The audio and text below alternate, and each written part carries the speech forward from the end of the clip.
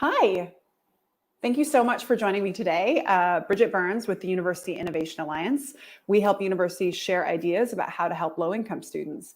And right after the pandemic first really started happening, South by Southwest, we all heard the news that it had been canceled. Well, I posted online that we were willing to host anyone's virtual kind of panels or sessions that had anything to do with topics that aligned with our work, student success, helping vulnerable populations, et cetera. Well, there were a few folks who reached out and we elevated some of those. But one of them in particular was totally a curveball. And that was about esports and the connection between esports and student success.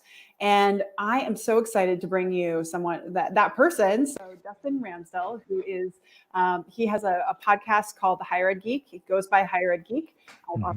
Him. And so folks, by the way, if you have questions and if you want to post them on Periscope or on Facebook, you can actually ask them here. But I agreed to feature your panel, and then your wife had a baby. And so you have been gone for a little bit. So I'm excited that we are able to come back to this now. So welcome, and thank you for joining me. Yeah, thank you for having me. I'm really excited. Yeah, and I was just saying that who knew how much I would need your help? But because of what's going on with the pandemic, one thing that we are now focusing our efforts toward is online student success, specifically online learning communities, and how you can build a sense of belonging on the internet. Because this is something, when we're doing all these interviews with students, we've been surfacing the insights from them. And it seems pretty consistently that we're hearing that students are really struggling in the student-to-student connection, that their virtual communities they were a part of, or the communities they were part of, the accountability groups they were a part of, the study circles, or running into so-and-so at different events, that used to help them with their social fabric. But that's now gone. And I don't know that university administrators really know how to step in and support that. So the fact that you actually work in this area and have this advice, and there's some tools we could possibly leverage, is like serendipitous timing. So thank you so much for being able to pour into the community and give us what you know. So first, for folks, esports, student success. I mean, I just have so many questions. What's the connection? Yeah, I mean, it's definitely, it's something very unique, still really new. And I'm sure, it's maybe, maybe confusing, or you don't even know some of this terminology and those sort of things. But the basic premise is, this is competitive video gaming that's been a really booming industry over the past several years in kind of the professional circuits. And now it's starting to kind of merge into the collegiate world, where colleges are putting together teams competing against each other. There's organizing bodies and professional organizations that are forming to really kind of do it in a really thoughtful, purposeful way to make sure that students are having a positive experience, getting really good learning and career outcomes out of it. And with it being a digital sort of engagement by its very nature, it provides a really good opportunity for colleges to kind of, in theory, have the potential to really have an open access opportunity to bring students together as a part of a community, to rally around their team that's playing a particular game, and connect over a shared interest, and really make it feel the same way for an online student, a commuter student, a residential student. It's all the same. You're all just kind of jumping on, usually into an experience similar to this, being live streamed on a platform like Twitch, and you're watching, you're able to chat and engage and follow along. So it's really exciting to me. It's something that there's now even academic coursework exploring that I've taken a few short courses. I'll give a shout out to University of California, Irvine. They're exploring this and just sort of like the industry at large and how these organizations communicate with each other, and a lot of cool stuff. So just an interest area of mine, but I feel like something that's really providing a lot of great potential for digital engagement for students. So can I ask a really dumb question that makes me feel like a super old person? I see Twitch's logo and I don't know what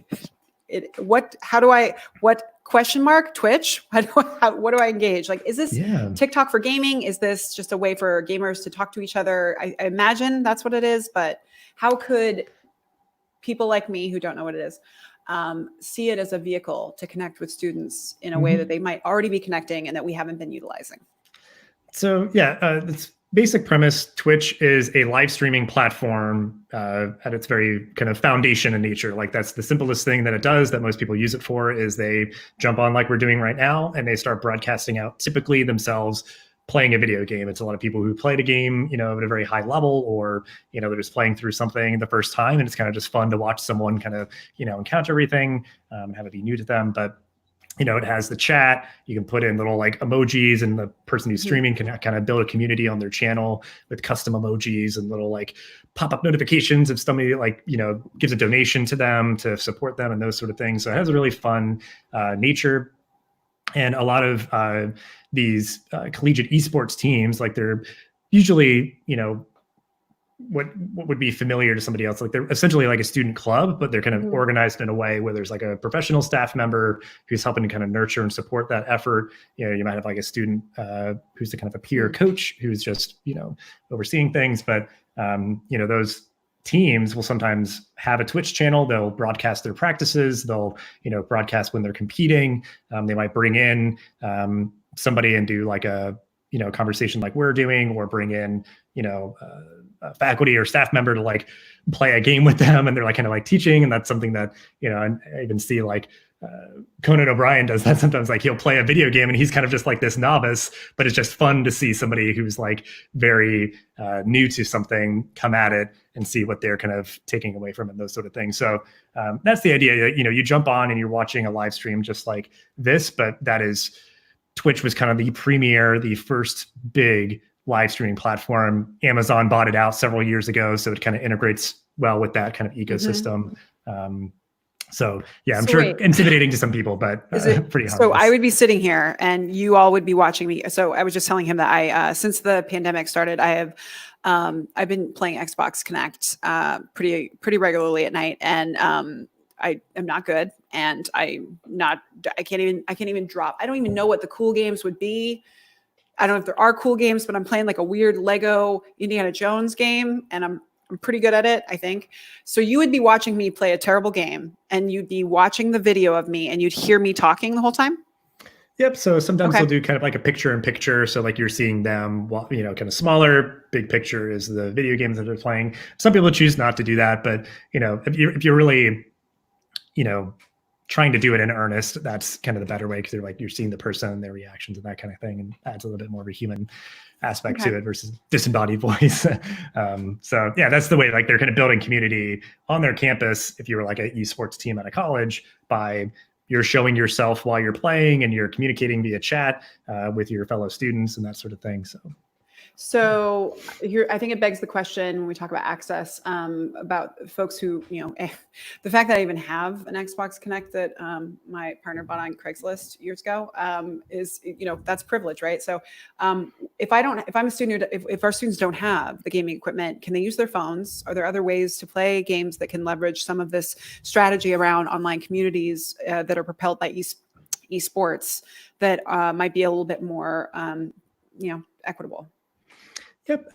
I mean, it's free to log on and watch. So there's no barriers there if you're just sort of wanting to engage in the community that way. And then it is, again, technically free and sort of premise to stream. Like there's games out there that are free to play that you're just streaming. You're not like downloading anything. And the software that kind of captures the windows on your computer, like that's free as well. Okay. But if you want to have high quality, you have to get like a better webcam and a light and like a microphone and, those sort of things, and potentially like pay for, the game that you're streaming and those sort of things. So, okay. Yeah. I'm not expecting you to solve everything. And by the way, for folks at home, if you have questions, feel free to send them in, but this is not, here's the solution for learning communities. This is based on my conversations with folks, there are going to be a variety of complementary ideas that we need to leverage, but I'll tell you what's not working. The expectation that any of the best practices for learning communities that were based on physical presence, that those are going to be the North Star for this, that's just not going to be a reality. Like we have to adapt and we have to innovate.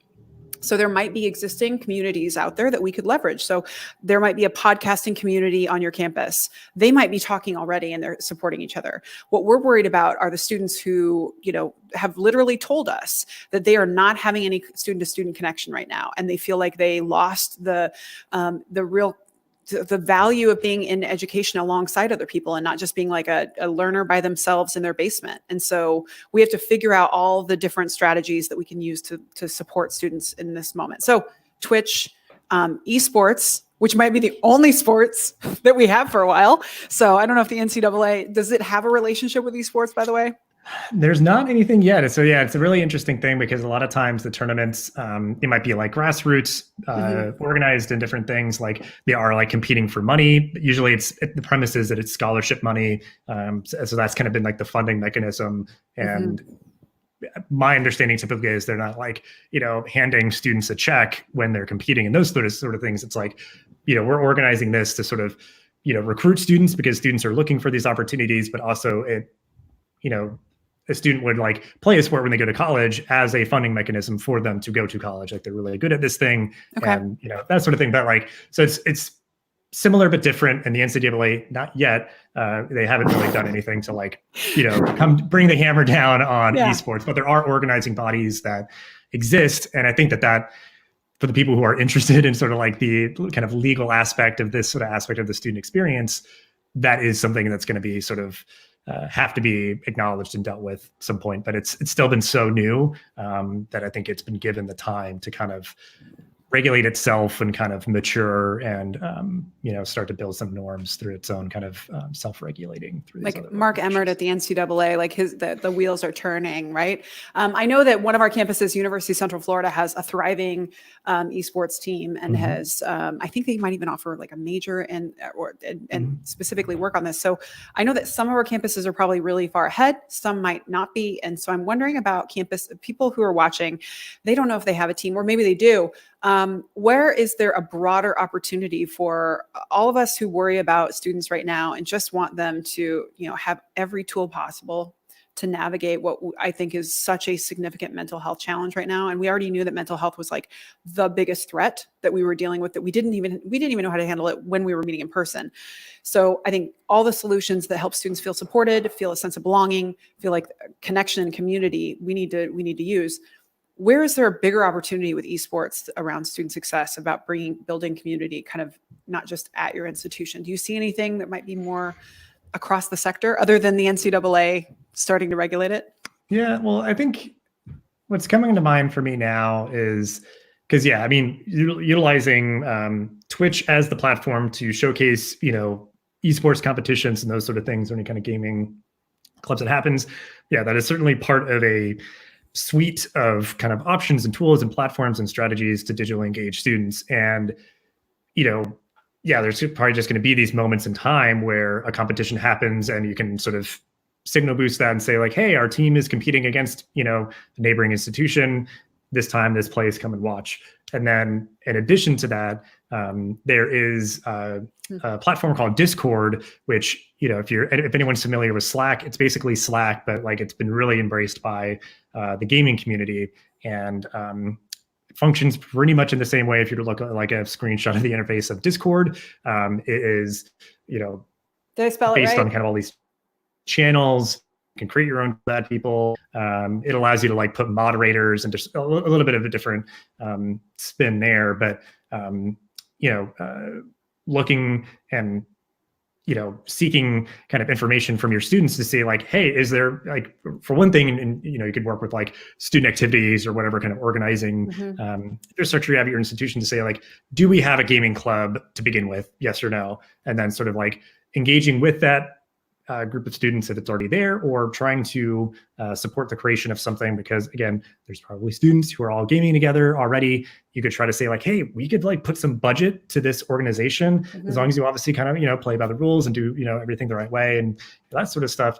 It could really support them to be able to, bring in more students, go out to a tournament or something, or, get whatever they need to be able to have the best experience with that. So I think, you could be then, if like nothing exists, create a Discord space and invite people in. And like, again, the students who would be familiar with that platform are probably going to be the gamers who are on your campus, and you're going to be welcoming them in and trying to empower them to bring in their fellow students and create that space. And, certainly start to kind of empower them to build it for themselves. So it feels like something that they have ownership of and are bought into. But I think that's something that kind of exists more longitudinally. Like it's always going to be there, that they can be chatting and setting up times to just like hang out and, jump on like a video call to like, just socialize, or jump on to do some gaming or talk about anything else that's going on. And like to what you're saying, like just that feeling of like, hey, I have that thing to look forward to, or somebody cares, like they're looking out for me, they're checking in, and we're talking about, deep stuff, or maybe not, like maybe we're just talking about the shows that we're watching or the books that we're reading. But it's, again, some of these ways where it's like the stuff that they're familiar with, or the platforms that they feel comfortable using. Well, I love this. So I want to know if you have any. So first off, did I spell Discord correctly? Discord. Did you see that? Yep. Okay, cool. But second, I just think, in general, if this lasts as long as it could, people are going to change their interests and habits. I already am, right? People are either you're podcasting, or you're listening to podcasts more, you're gaming, you might be Netflixing. I don't know.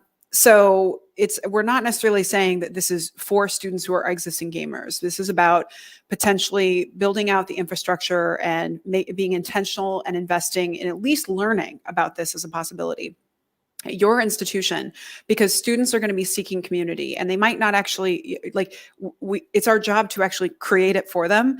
And it's very difficult, and I don't think that we know how to do it. So let's tap into where there's existing communities that are already thriving. And it sounds like esports is one of those places. So I'm hoping that you can share any places that folks can go to get more information or ideas. Is there one campus who's just killing it, that just you told about the class that you took, but are there others? Well, yeah, so UC Irvine, and the hub of California and like Los Angeles, like that's like the epicenter in America for esports. So by that nature, like University of California, Irvine is one of the premier esports places. They do have like the certificate program with like short courses. So if you're wanting to kind of, it's a moderate cost, and go that route to really learn more in a very sophisticated official capacity, you can do that. But they have just a really great esports program that their students are participating in as well. So you can kind of take some inspiration there. And there's organizing bodies if you just search for collegiate esports, because again, it's the alphabet soup of different organizations, but there are organizing bodies that are out there that are trying to kind of formalize the expectations of kind of the best practices in the space. So that would be a good place to look as well. And then, if you're just seeing, or you may have been seeing, or if you want to seek it out, there's been a lot of coverage in places like Inside Higher Ed and the Chronicle about institutions that are pivoting in this direction. I think one of the more notable examples, I believe, is the University of Akron, who was sort of shuttering some academic programs to go all in on building an esports arena on their campus, and go really quick to do this, where that was obviously kind of sensational sort of example of this trend, which I would certainly say that's probably not the best for everybody to do, is be making all these cuts to do this. It's take your time, go slow. You want it to also be kind of organic. So, take your time with it. So, there's a lot of examples of the paths that others have taken, and then also just the academic and the organizing bodies that are out there that are seeking to, I think, provide that framework that can be helpful if an institution's trying to spin up things. Well, this is going to be one of many, I can tell, conversations. So it sounds like my next steps are to identify whoever at UC Irvine I can interview. So folks, if you know someone at home, then I need to talk to them and get their ideas about how they have leveraged this space to build out more community, more belonging, and hopefully support student success. So but I feel like there are other topics that I can reach out to you about. So now my number one, I'm going to download Twitch. I'm not going to record anything. I'm just going to see. And someone made me download TikTok today too, so it's fine. I'm straight up boomer, I guess now. Yeah, you can call me Karen. But otherwise, I think this is incredibly helpful, and I really appreciate it. And you run a podcast, Higher Ed Geek. So if folks want to download episodes, and otherwise you can also go, and he is linked in the notes at Higher Ed Geek. And so just thank you so much for being willing to just chat with us and share your learning. And I think this worked out just as well in terms of we actually have much more specific questions about our needs instead of just broadcasting your podcast episode. So thanks so much for being so supportive, and congratulations on the baby.